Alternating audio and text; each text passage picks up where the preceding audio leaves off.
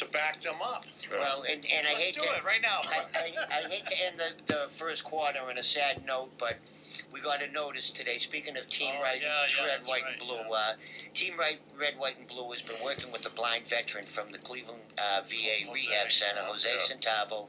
We're going to act as his guide in the Boston Marathon in 2 weeks. The folks downstairs from the TIC network, we're gonna run.